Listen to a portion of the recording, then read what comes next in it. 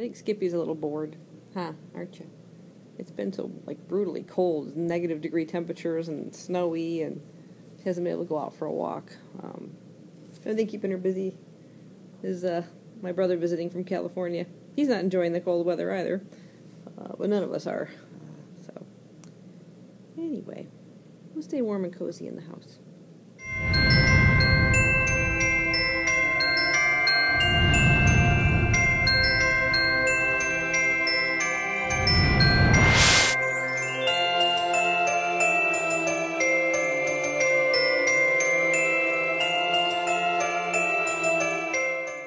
Hi guys, welcome back to a slightly belated Friday Reads. I got home from work a little too late last night, went out for dinner with the family, and by the time I got back there would have been like no lighting whatsoever to film.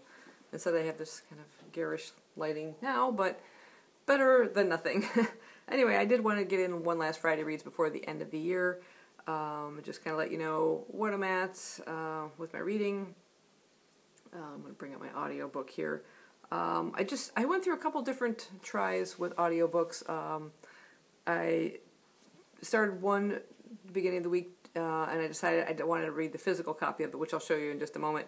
And then I tried starting It Can't Happen Here by Sinclair Lewis, and I didn't like either the narration or the writing style of it. I just couldn't get into it. It just seemed like a lot of info dump. Every time they'd mention a character, they went into like expressive detail within that sentence right after the name, and then it was like I started to lose track of the narrative. It was just too much like info dump for me or something, if that makes sense. I just couldn't get into it.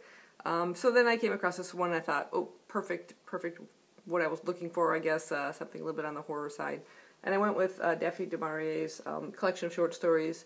This is The Bird and Other Stories. It's a collection of like 6 total stories. I've already listened to The Birds. Of course, this is the short story that Alfred Hitchcock's movie was based on, and it's been quite some time since I saw that movie. Kind of like to revisit it again. The short story was good. It built a lot of tension as to wondering why the birds are kind of attacking people and acting in such a strange way, but it kind of fell flat for me at the end. It didn't seem to have any kind of conclusion or explanation, and you're left sort of just with too many questions. Just didn't wrap it up enough for me. The second story I'm on right now is pretty intriguing, Monte Verita, about a mountain, and when the villagers kind of like warn people not to climb it, particularly women, because they never seem to kind of come back. Something, or some group of people that apparently live there, who are never really seen, seem to draw the women there, and then they never leave. And no one can seem to stop this from happening, and it's like maybe a cult-like thing. There's a promise of immortality or something with the people that are drawn to this particular mountain, but it says in the description it comes at a terrible price. So I haven't concluded that short story yet. I'm hoping it'll end better than the Birds one did, but we'll see. I have a hit or miss with short stories, which I've mentioned on the channel before, but I like the pacing in the story and the intrigue. Just I want it to finish better. In terms of the book that I'm reading right now is the one that I originally started as an audiobook, and I felt like I just wanted to read the physical copy of it, and that's The Miniaturist by Jessie Burton.